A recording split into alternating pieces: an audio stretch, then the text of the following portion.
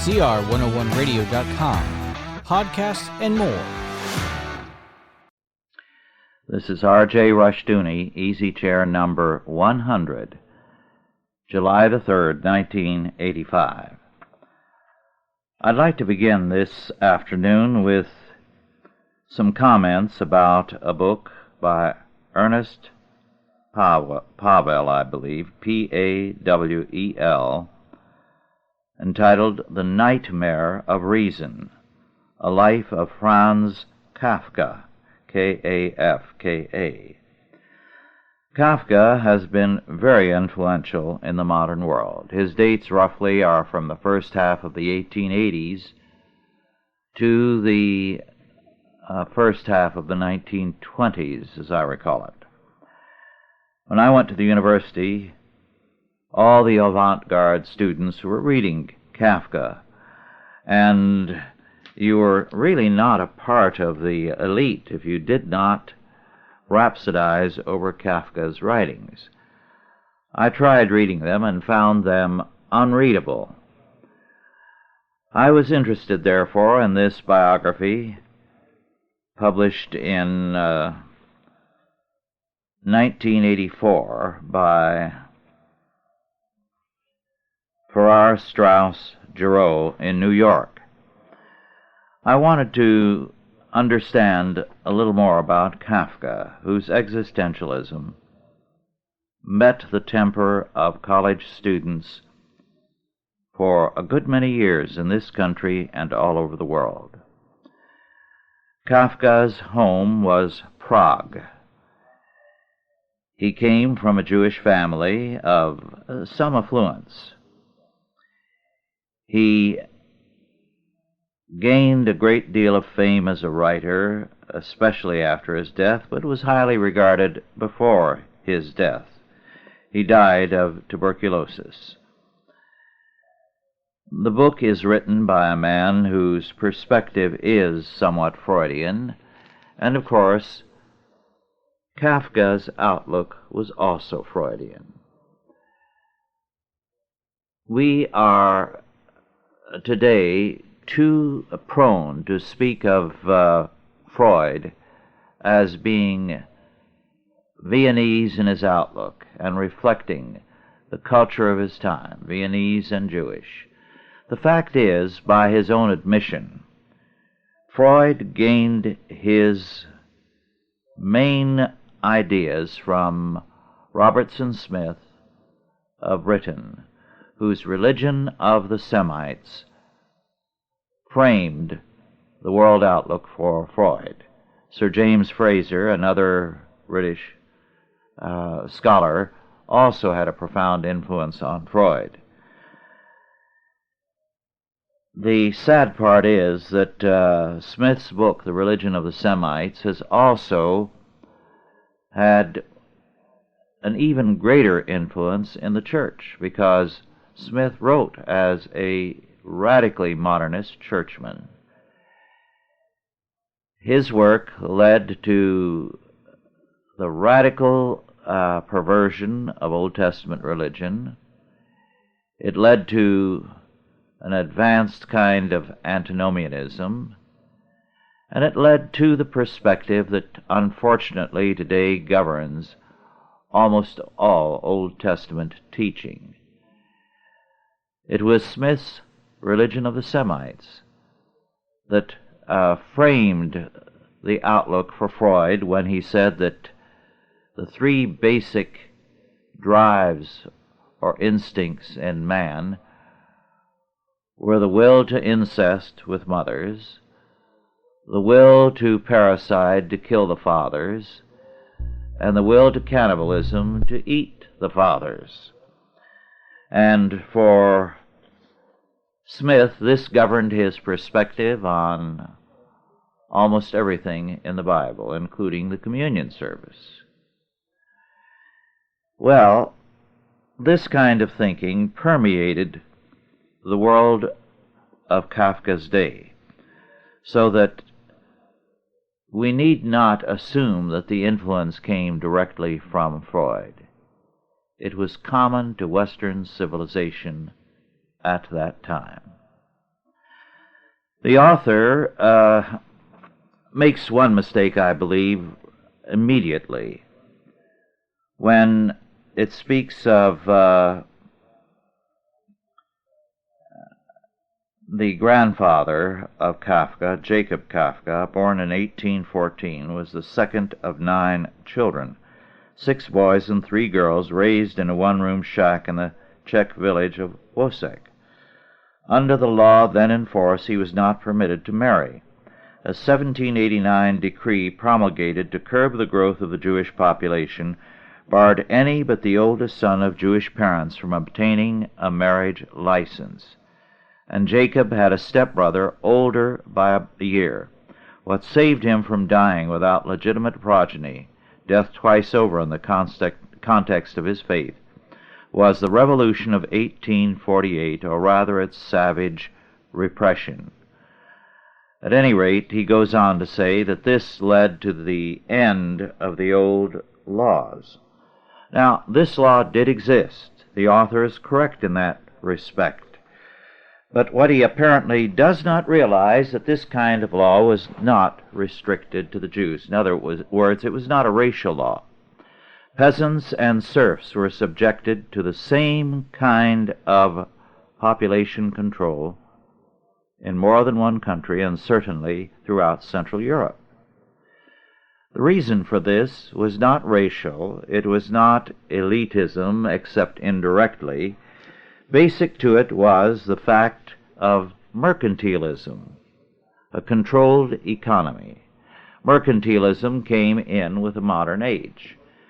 And whenever you have the control of an economy, you have the control of people, sooner or later. In Red China, of course, they are requiring families to have only one child.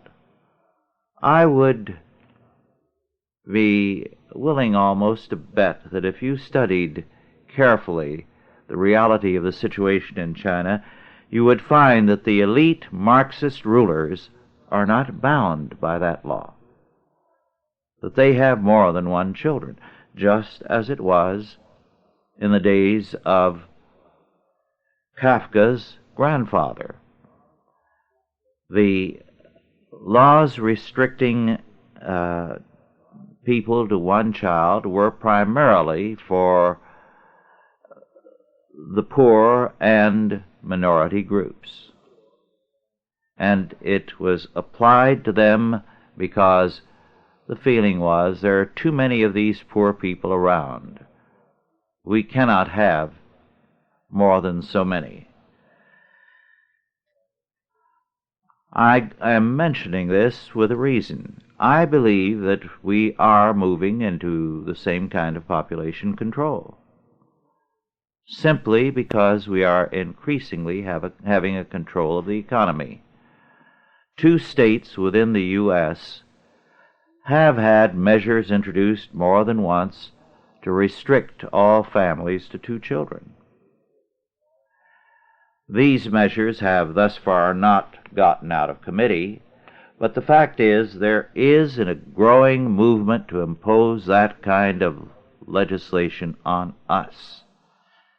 I may have mentioned that one young mother who comes from a Chalcedon fellowship had a baby not too long ago, her first. The doctor, in having her sign the papers, had prepared papers on her admission to have her tubes tied so she could have no more children. This was her first child. She was quite indignant about that and said no, she, as a Christian, wanted several children. During the rest of her stay in that hospital, she was treated not only shabbily, but very harshly. So, if you have economic controls, you get sooner or later to direct people controls. This was the situation with regard to Kafka's family. At the same time, there was an increasing control of education and of the church. This in realms that were Catholic. The church was a captive. The goal was very simple. The modern state was beginning to develop, and its goal was very simply this: to create a national state with a unity that would replace the church. As a result, the Habsburgs mandated the adoption of German names and surnames, and required the use of German in all legal documents and certificates, and made everyone, Jews included, subject to compulsory military service. Now, this was a part of the equalitarian philosophy of the time. Its purpose was to make all equally subject to the state, to break down the old divisions. The ghetto system was something other than people imagine it today, because the state wants to get credit for everything it does. Under the ghetto system, and the ghetto was not restricted to Jews, any minority group of considerable number could have, within the framework of the country, its own laws, its own government, and its own territory. The ghetto was an area which was ruled by Jewish law or Czech law or whatever the minority group was. Well, to go on with Kafka. Kafka's problem was that he was essentially a masochist.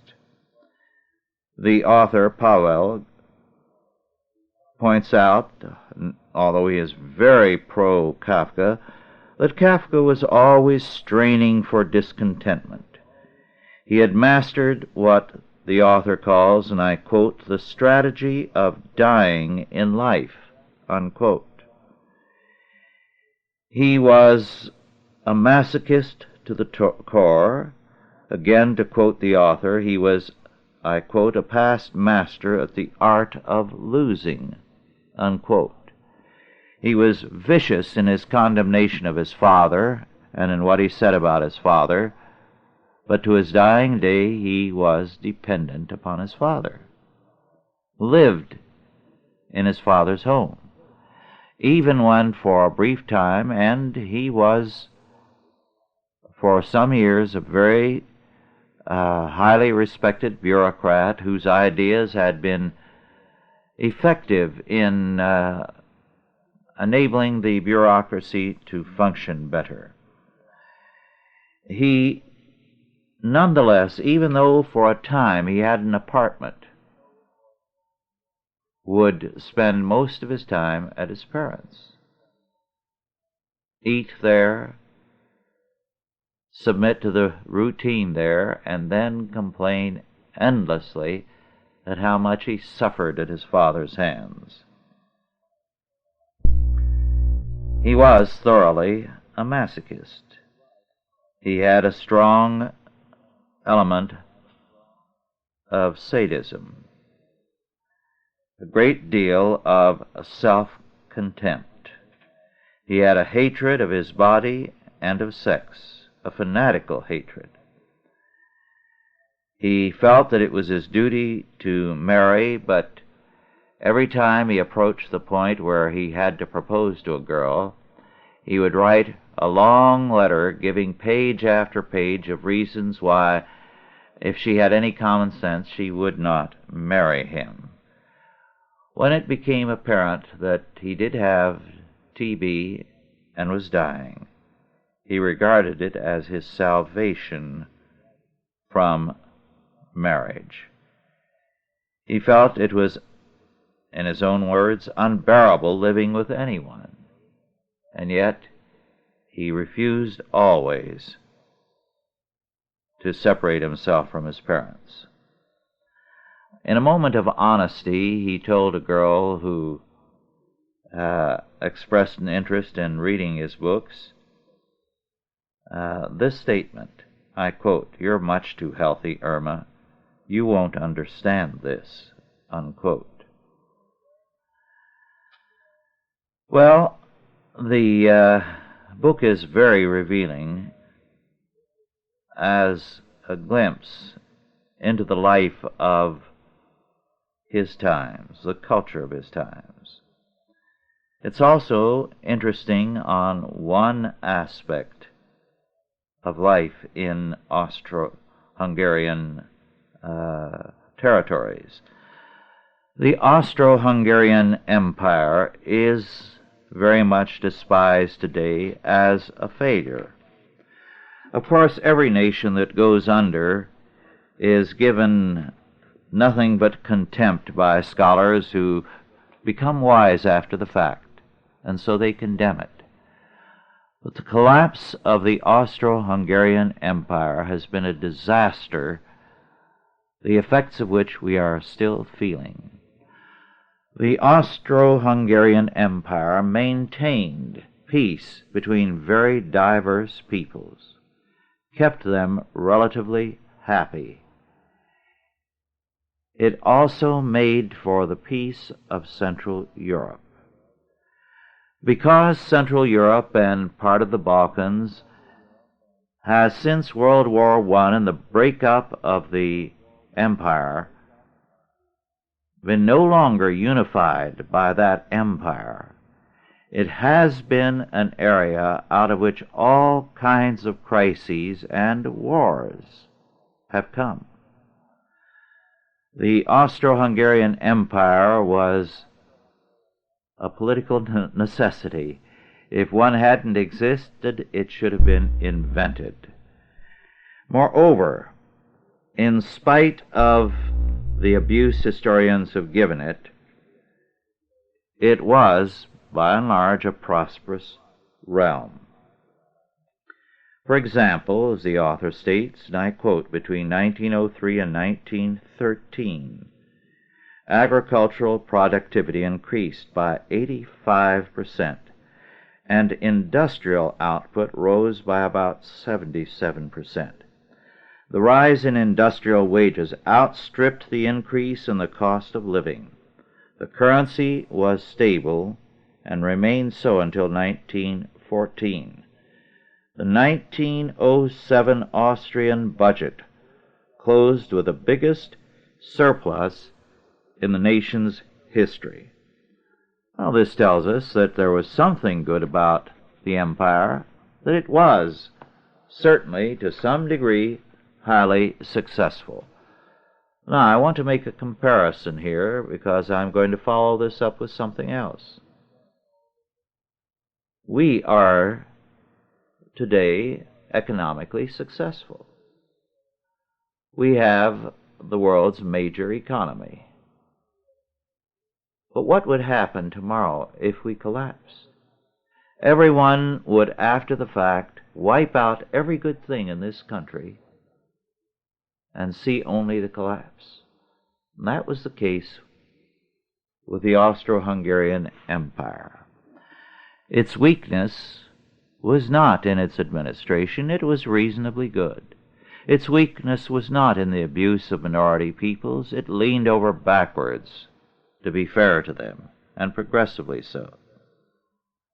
Its failure was military.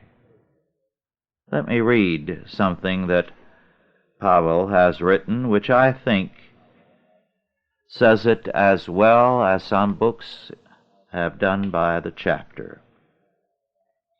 He says of what happened when war broke out in 1914. These corseted bedroom politicians were still living in the era of the Congress of Vienna, and had based their strategy, such as it was, on notions that bore no relation to the realities of 20th century warfare. The crack Hungarian cavalry regiments, in their conspicuous operetta costumes, were thrown into battle in massed formation across open plains to spearhead the drive into Russia. But instead of scimitar-wielding Turks, they found themselves facing concentrated fire from British-made machine guns, a radically innovative addition to the technology of death that not only wiped out the flower of the Austrian army, but put an end to the inane romance of cavalry charges. And the Russians were quick to follow up on their initial successes. Cossack units routed the demoralized Austrian infantry, and by the end of August the Tsarist armies had occupied Galicia, the Bukovina, as well as parts of Moravia, and seemed poised for a drive on Budapest, Prague, and even Vienna. Strict censorship, the one phase of operation in which the military proved effective, suppressed any and all mention of these disasters. But the arrival of thousands of mostly Jewish refugees from the East was bound to generate rumors in the heartland, and after the fall of Galicia in early September, the Austrian General Staff saw fit to issue its first communique of the war, a masterpiece of reverse double-talk. Such Austrians as still believed their armies to be headed straight for Moscow were now informed that Lvov is still in our hands. Even more humiliating, though, in their symbolic implications, were the Austrian defeats at the hands of tiny Serbia. Far from smoking out the sanctuary of terrorists, the Austrians were beaten back with heavy losses all along the line. Again, there was no official word about the fiasco, but large blank spaces on the front pages told part of the story, and even the most euphoric of patriots could scarcely fail to note the absence of victory bulletins. Well, he goes on to deal with the fact that Austria, militarily, was a lost cause. And with that fact, everybody was ready to turn on it and to plan for the end of the war and revolution. Austria's problem was that its leadership was still fighting wars of a previous generation, and they were living in the age of machine guns and planes. The United States is living like Austria. We are still thinking in terms of the last war, and things have changed since then. And we still think in terms of old-fashioned gentlemanly conducts in war, declarations of war, formalities, diplomats exchanging notes, and we are preparing ourselves for the same kind of grim disaster that faced the Austro-Hungarian Empire.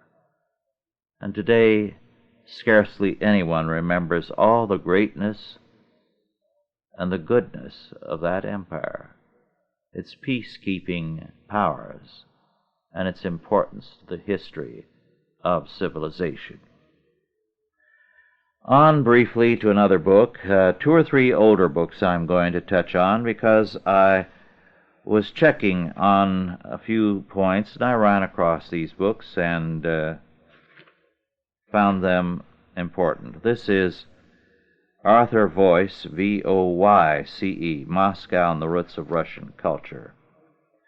And a basic idea in Russian history has been the Third Rome idea, something I've read about repeatedly since I was a student. The belief of a great many Russians is that the first Rome is gone, the second Rome was Byzantium, and that's gone, and now Moscow has become the third Rome, and as such will be the country of the future, a Rome that shall never disappear.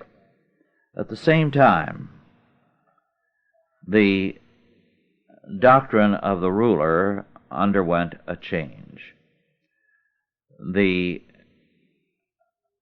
concept of the ruler was such that it was held in the so-called Josephite doctrine, which established a close union between church and state, and declared, and I quote, "The Tsar was similar to humans only by nature, but by the authority of his rank similar to God.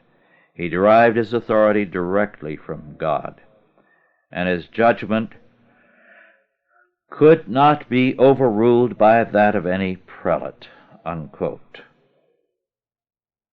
This kind of thinking in a secularized form is still present in Russia and has joined hands with Marxism. The data in this book on the daily life of Russians in ancient times is very interesting. One visitor said that the Russians were so hardy that to live among them and try to keep up with them was a way of committing suicide. They said, moreover, no one but the Russians could remain standing for such long hours at church services and remain almost without food during the 7 weeks of Lent. Incidentally, let me say, no one has ever kept Lent as the Russians used to keep it. They did virtually starve themselves. In fact, before Lent was over, all the pious had night blindness. Like a chicken, they could not see after dark. Their diet kept them so low in vitality and so malnourished before the period of Lent was over that they lost the ability of night vision. As Voice points out, their concept of charity was a peculiar one.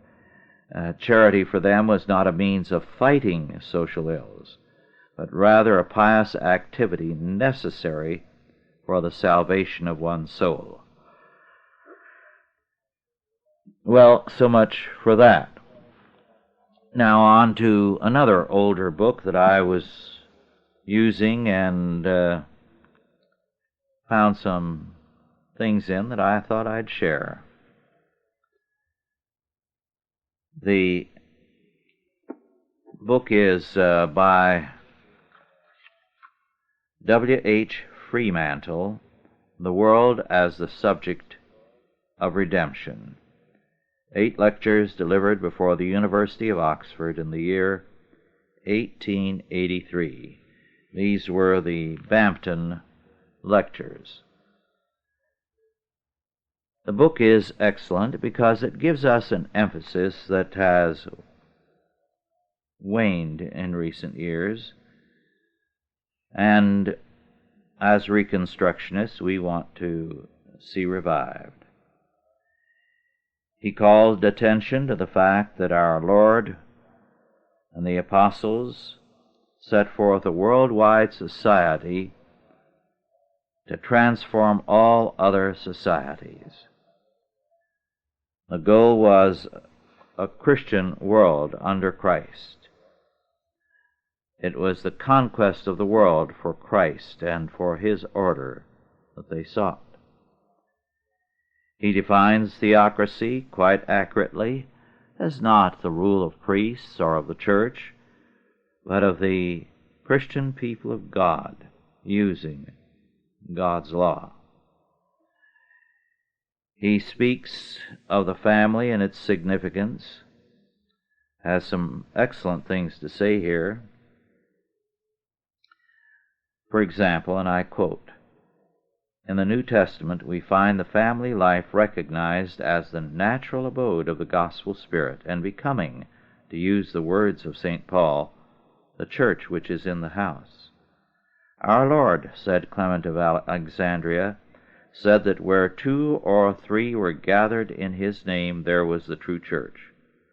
Who are these 2 or 3 but the Father, the Mother, and the child? Fremantle says that the life of a people is chiefly in their laws, and if they are not serving God and His law, they are serving other gods. It's an excellent book, well worth reading if you can locate it. Then to another older book, which I just reread this past week, and found was as good as when I first read it as a student, not an assigned work, but one which I read in connection with church history. In fact, a number of books which I read by Herbert B. Workman, W-O-R-K-M-A-N, were all equally outstanding. This particular one is Persecution in the Early Church. This was reprinted by the Oxford University Press in 1980 and may still be in print. But at any rate, the point that Workman brought out very, very powerfully was that the early church was dominion-oriented. And he says, and I quote, "The Christians were not persecuted because of their creed, but because of their universal claims," unquote. Quote further, this universality of claim, this aggressiveness of temper, was this consciousness from the first of worldwide dominion, unquote. So the early church was dominion-oriented, and we cannot understand the early church apart from that fact. He gives an excellent analysis of the meaning of religion to the Romans, why they opposed and persecuted the Christians. He deals with the charges against Christians, the refusal of many to serve in the military, and their ground was, all Christians are priests, and therefore exempt. Workman called attention to the fact that the best emperors were the worst persecutors. After all, they were most concerned with efficiency, most concerned with the unity of the empire, and for them the Christians were an impediment. Therefore, they had to be eliminated. Occasionally, a corrupt and degenerate emperor like Nero would resort to persecution, but by and large, the more degenerate they were, the less they bothered anyone. They were too eager to be involved only in their own depravities. Workman calls attention to the fact of how many, many people were martyred. Today, the tendency is to reduce it to next to nothing and to treat the whole thing as a myth. Workman gives you evidence of the horrifying character of the extent of the persecution. It's a very fine book. Almost anything by Workman is. Then another older work, and as you can see, these tend to go into the area of church and state. I was satisfying my curiosity on some points and went back to these books. This was published by Princeton University Press in 1964 by the author Gaines Post, P-O-S-T, Studies in Medieval Legal Thought, Public Law on the State, 1100 to 1322. It's an excellent analysis of the development of the doctrine of reasons of state, whereby step by step the state made itself the law, as it were, able to justify any step it took in terms of the reasons of state. In fact, as he points out, a decretalist said, and I quote, "So great is the power of the prince that his will is taken for reason," unquote.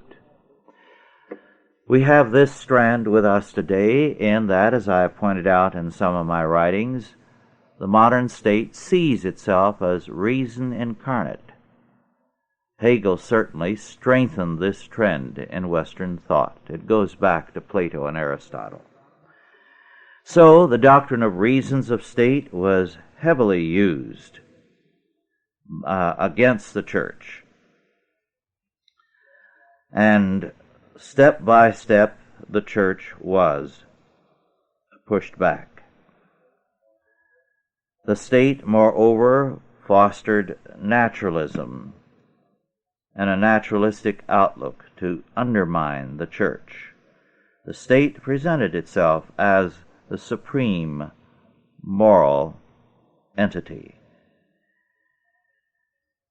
This kind of thinking on the part of men within the church who were the puppets of civil authorities, as well as the civil authorities themselves, went from one extreme to another. As far back as Henry II of England, the idea of nature and the state as the expression of nature and of reason was pushed to the point that, as Gainsborough says, and I quote, "Henry II of England may at one moment have reached the logical conclusion what nature permitted him to do was not unlawful," unquote.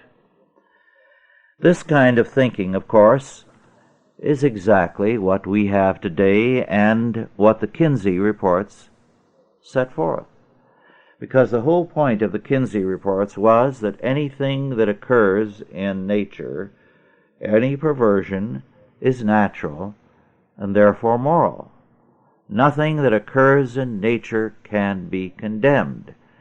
The only things that could be condemned for Kinsey were things that went against nature, like Christianity.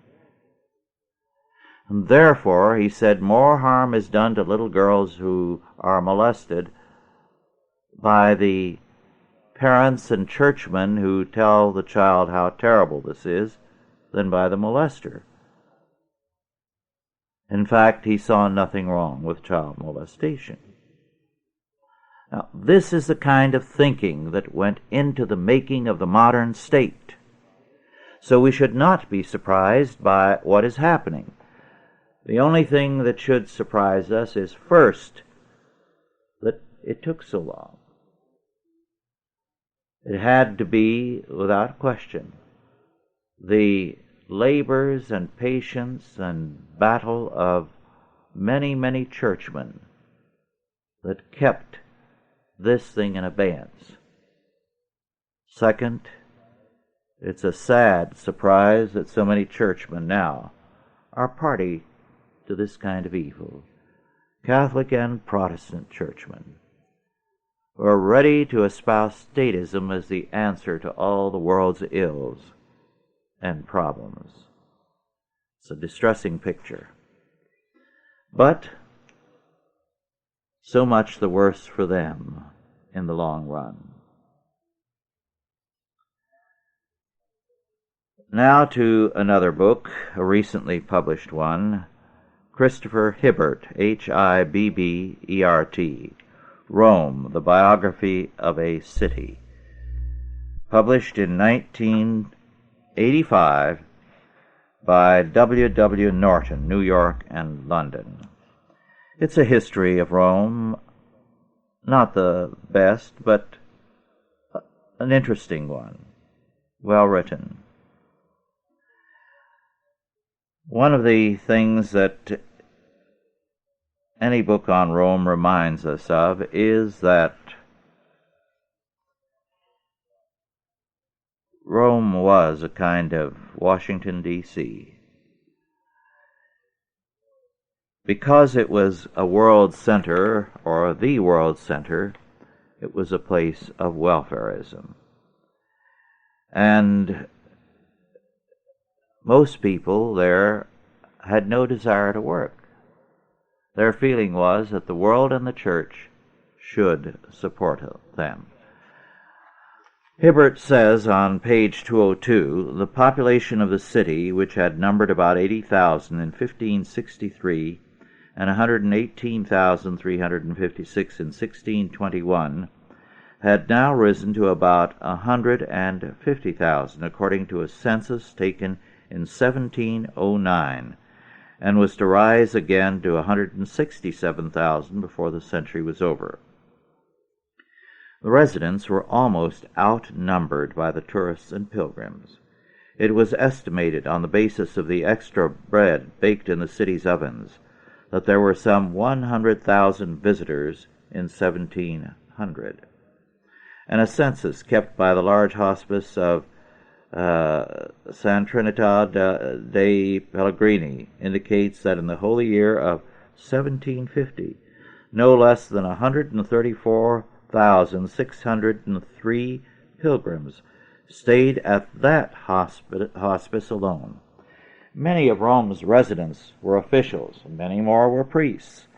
The 1709 census listed 2,646 priests and 5,370 monks, nuns, and other religious.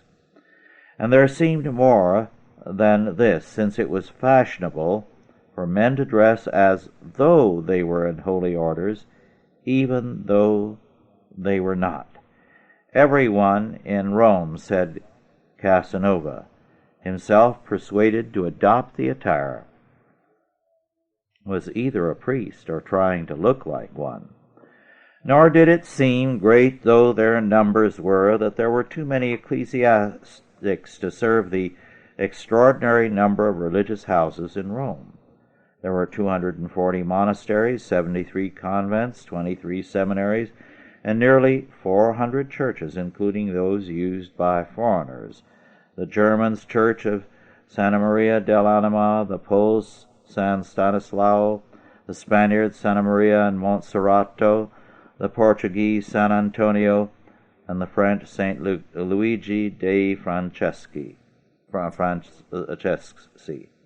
To most visitors, it seemed astonishing that so many of those who were evidently not priests appeared to be quite content to pass their lives in utter idleness, thanks to the official Board of Charities and the sustenance provided by religious foundations and the richer families.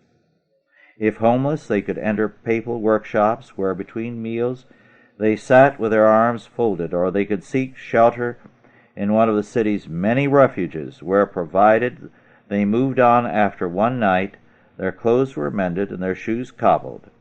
If ill, they would be visited, nursed, and brought food by the Fata Bene Fratelli of San Giovanni di Deo, or they would be given a bed in one of Rome's numerous hospitals, perhaps the vast San Spirito, where beside walls hung with paintings they would be entertained with musical concerts.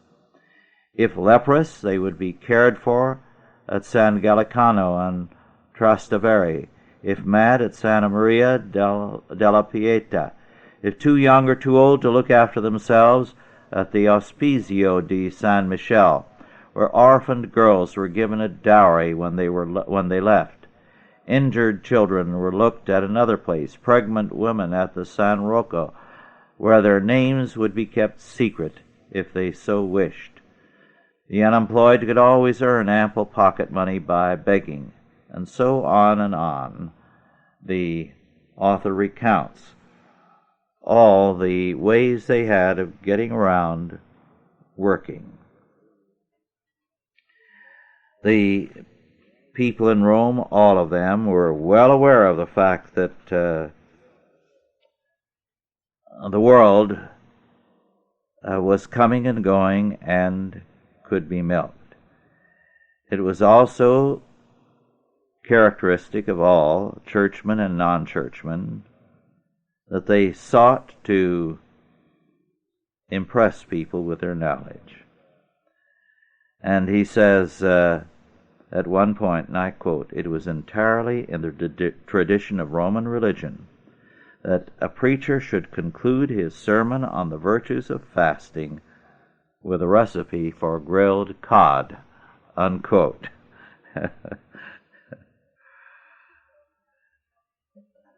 Disorders were commonplace everywhere. The Romans were a lawless group. They went to church to see people and to enjoy themselves, and foreigners coming to Rome were horrified by what went on.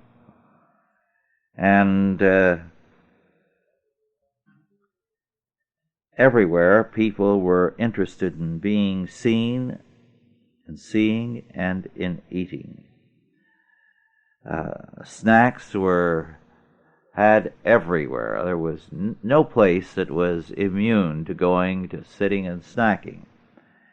And lightest kinds of snacks were taken to church, and dishes of ice cream were eaten in enormous quantities, even in church, by rich and poor alike.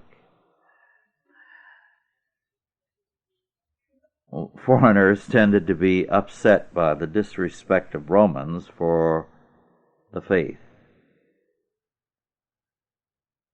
One interesting thing this book showed me, a fact I had not been previously aware of.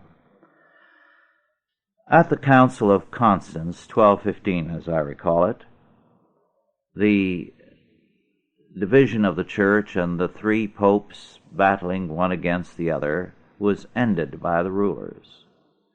The last thing the rulers wanted was a strong church. As a matter of fact, both the Avignon captivity of the church, as it is called, plus the 2 and then 3 popes that mark the church, came about to a large degree because of state intervention, state attempts to control the church, and also those of the Roman mobs. As a result, when the Emperor Sigismund and the other rulers ended the schism, they did not want a good pope. The last thing they wanted was a reformer. Now, whether Wycliffe's ideas were good or bad, the real reason for executing him, as far as the rulers were concerned, and they were primarily responsible for it. One prominent Catholic theologian gave Huss a clean bill of health. But Huss, Jerome of Prague, and Wycliffe were all anathema because they were for reform. It wasn't that some of their ideas were perhaps wrong or perhaps weren't. The real issue was reform was not wanted by the emperor or the various monarchs. They did not want a powerful church undercutting the growth of statist power. As a result, they made sure from Constance on virtually that the popes were not good men. And you had a succession of popes of very poor character. The Borgia popes are better known, but that does not mean they were the worst. As a result, the popes, to play it safe, whether they were good or bad, realized they could not get involved in politics or in religion. That was a no-no. They then involved themselves in the world of art, and Rome was made into the art center of the world. Well, of course, this is something I've developed and written about in some contexts. But what I did not realize was how long this persisted after the Reformation and Counter-Reformation. Not every pope, but the overwhelming majority of them continued as patrons of the arts. This was their major function. And they let Catholic monarchs control the churches within their realms and did as little as possible to concern themselves with the faith. Not that there were not exceptions, but this was usually the case. After Napoleon, this ended. The church could no longer afford the luxury of being absent from the world of religion and politics. It became a question of life and death. And so you had the steady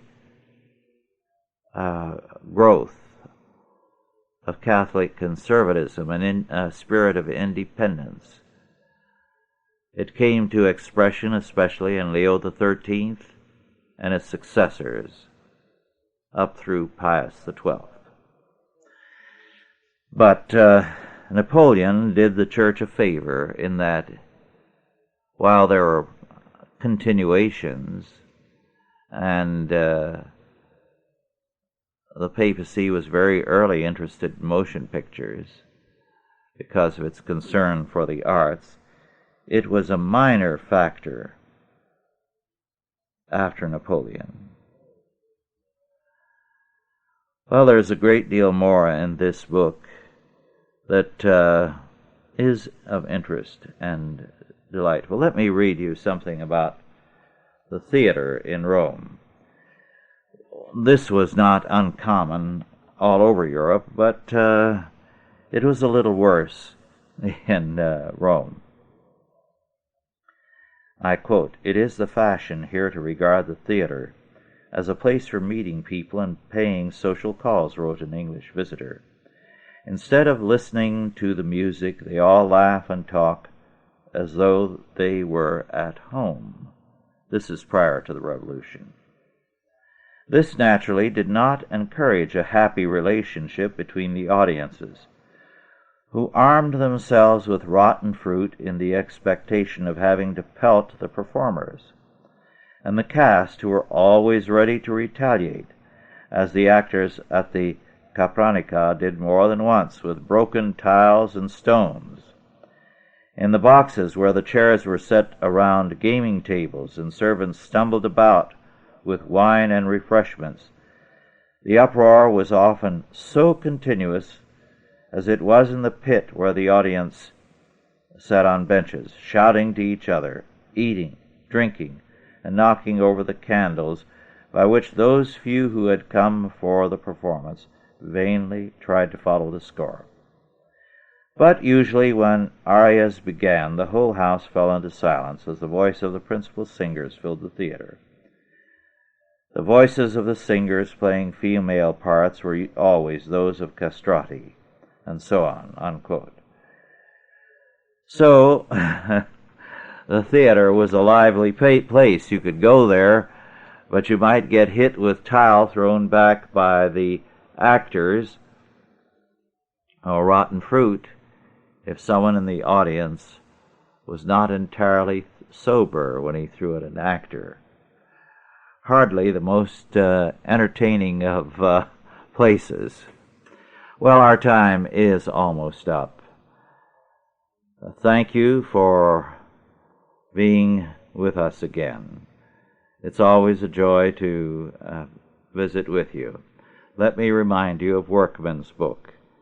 I think it may still be available in paperback, but any of Workman's books from a library or a used bookstore is likely to be good reading. I know that I read a number of them in the 30s and 40s and found them very rewarding. Well, thank you for listening, and God be with you and bless you.